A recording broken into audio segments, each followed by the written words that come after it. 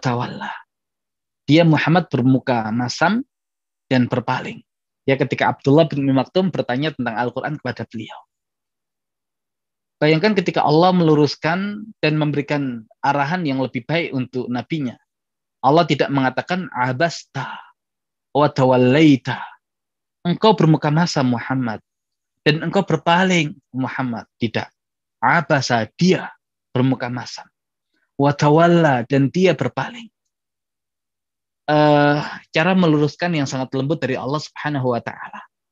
Tetap memuliakan nabinya, tetap mendudukan nabinya di posisi yang tinggi, sehingga dalam memberikan arahan tidak dengan menyebutkan secara langsung yang itu pasti akan berefek pada nabi, tapi digunakan kata ganti ketika dia bermuka masam dan dia berpaling.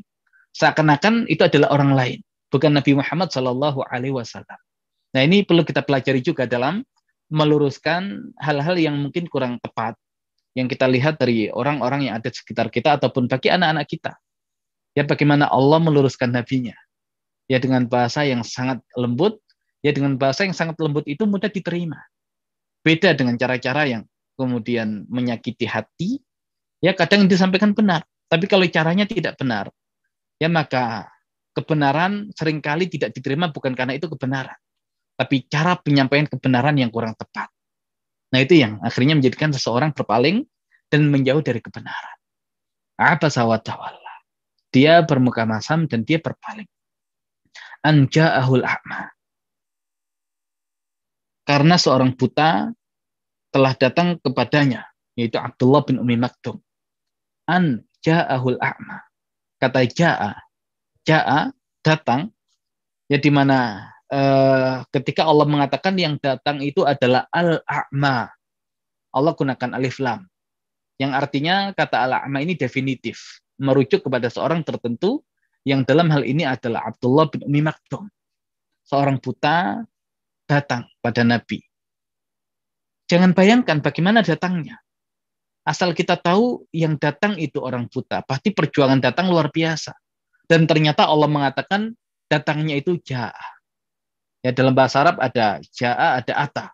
Kalau ata datang yang ringan, kalau ja'a itu datang ya dengan berat, itu ja'a. Nah, berarti sudah buta itu berat datangnya, dan datangnya itu ja'a, berat. Ya, sudah begitu an ja'ahul a'ma. Ya, ja'a fi'il madhi, kemudian hu ya dhamir mutasil yang dia menjadi maf'ul bihi, menjadi objek, al-a'ma yang menjadi fa'il. Ya, biasanya urutannya fi'il, fa'il, maf'ul bihi. Tapi ternyata urutannya fi'il, maf'ul bihi, fa'il. Artinya kedatangan Abdullah bin Umi Maktum itu tidak ada kepentingan yang lain. Tidak ada tujuan yang lain. Tujuannya hanya apa? Mendatangi Nabi Muhammad SAW. Ya, sehingga seorang murid yang seperti ini, ya seorang murid yang siap untuk belajar, seorang murid yang datang dengan penuh keimanan, tidak bisa disandingkan dengan para pemuka Quraisy yang mereka tidak serius belajar, ya mereka orang-orang yang kafir, ya jelas antara keimanan dengan kekafiran tidak bisa disandingkan. Ya, jadi seorang yang luar biasa datang kepada Nabi, maka ini loh yang harus diprioritaskan. Wa ma yudrika la'allahu yazakka. Ya, dan tahukah engkau Muhammad, barangkali dia ingin menyucikan dirinya dari dosa. Ya, menyucikan dirinya dari dosa. Yazakka. Ya, walaupun sebetulnya yazakka artinya adalah mensucikan diri secara umum. Ya, tidak harus mensucikan diri dari dosa, tapi terjemahnya seperti itu. Tapi secara umum yazakka adalah mensucikan. Apa yang disucikan? Apapun itu. Ya, dan yazakka aslinya yatazakka. Yatazakka. Dan yatazakka fi'il madhinya adalah tazakka. Dan tazakka polanya adalah tafa'ala. Dan wazan tafa'ala menunjukkan kesungguhan, usaha, dan menunjukkan proses. Ya, menunjukkan proses. Ya, bayangkan seorang yang buta ini datang dalam kondisi yang berat hanya untuk bertemu dengan Nabi Muhammad yang dia ini ingin mensucikan jiwanya. Dia usaha untuk itu dan dia siap menjalani proses untuk mensucikan jiwanya itu. Dan semangat yang ingin Allah munculkan di sini, ya zakka aslinya ya tazakka. Ya, tapi nanti diidghamkan, dilebur. Ya zakka, sehingga hurufnya semakin sedikit. Seakan-akan saking semangatnya Abdullah bin Umi Maktum dalam belajar. Ya, beliau bersegera ya untuk belajar kepada Nabi Muhammad Shallallahu Alaihi Wasallam. Ya, seperti ya zakka itu penyebutannya lebih cepat dibandingkan ya tazakka. Ya, karena semangat dan kesungguhan dari Abdullah bin Maktum yang ingin bersegera mendapatkan pelajaran dari Nabi Muhammad Shallallahu Alaihi Wasallam. Ya, jangan pernah diabaikan yang seperti ini. Ya, dan lagi-lagi ini konsep. Ya, konsep tazkiyatun nafas. Ya, bukan karena Nabi kita Nabi Muhammad Shallallahu Alaihi Wasallam di fase makiyah. Ya, tugasnya adalah yatlu alaihim ayatihi, membacakan ayat-ayatnya, wa yuzakihim, dan mentazkiyah mereka. Baru wa yu'allimuhumul kitab wal hikmah, baru mengajarkan Al-Qur'an dan Al-Hikmah, yaitu hadis. Ya, maka proses tazkiyah inilah yang dibutuhkan. Ya, dan dahulu kita membahas tentang bagaimana jiwa kita ini yang dia berasal dari Allah Subhanahu wa taala sehingga punya kedudukan yang tinggi, yang dia memiliki fitrah yang fitrahnya sesuai dengan syariat Allah Subhanahu wa taala, yang dia baru akan suci kalau disibghah dengan nama-nama indah Allah Subhanahu wa taala, dan dia pun akan semakin suci kalau diberikan taklif sehingga dia bisa menikmati ya setiap kenikmatan beribadah kepada Allah Subhanahu wa taala. Dan inilah yang diinginkan oleh Abdullah bin Umi Maktum, bukan fisik yang beliau cari, ya, tapi jiwa yang perlu disucikan. Disibghah dengan nama Allah Subhanahu wa taala dan didekatkan dengan fitrahnya, yaitu dengan menjalankan taklif dalam agama Islam. Ya, ini dahulu yang pernah kita bahas berkaitan dengan tazkiyatun nafas. Au yadzakkaru fatanfa'u dzikra, atau dia ingin mendapatkan pengajaran yang memberi manfaat kepadanya. Au yadzakkaru, aslinya au yatadzakkaru.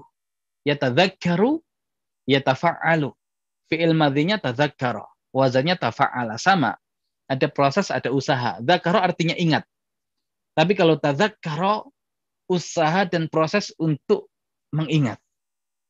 Ya, walaupun diartikan mendapatkan pengajaran, ya, seorang yang mencoba belajar untuk mendapatkan pengajaran.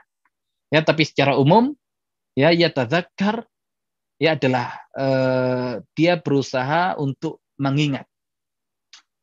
Dan kita tahu, ya, pelajaran yang terbaik itu adalah zikrullah. Ya, selalu mengingat Allah Subhanahu wa taala dalam kondisi apapun.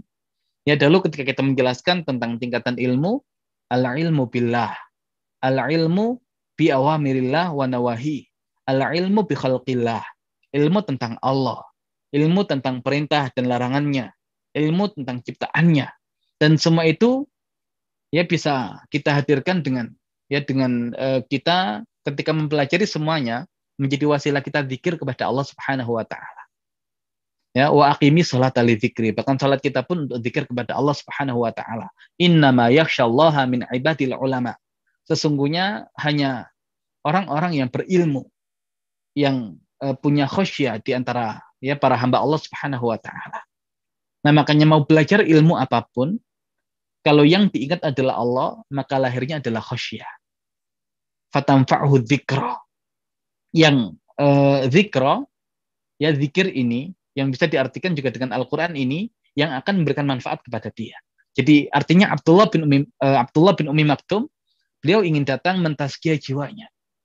Ya, dengan belajar keimanan, belajar tentang ajaran Islam, beliau pun ingin belajar dengan tadi mengambil zikr, pelajaran yang itu menjadikan beliau selalu ingat kepada Allah Subhanahu wa taala. Dan tazkiyah ataupun adzikr ya bisa diperoleh dengan adzikra. Dan adzikra di sini adalah Al-Qur'an. Ya, sehingga beliau ini adalah potret seorang yang walaupun buta fisiknya, tapi tidak buta mata hatinya. Kenapa? Karena kesungguhan beliau dalam mensucikan jiwanya, karena kesungguhan beliau dalam upaya untuk selalu berzikir kepada Allah Subhanahu wa taala dari setiap pengajaran yang diajarkan kepadanya, yang itu bisa dipelajari dari al-zikra. Ya, sumbernya adalah Al-Qur'an.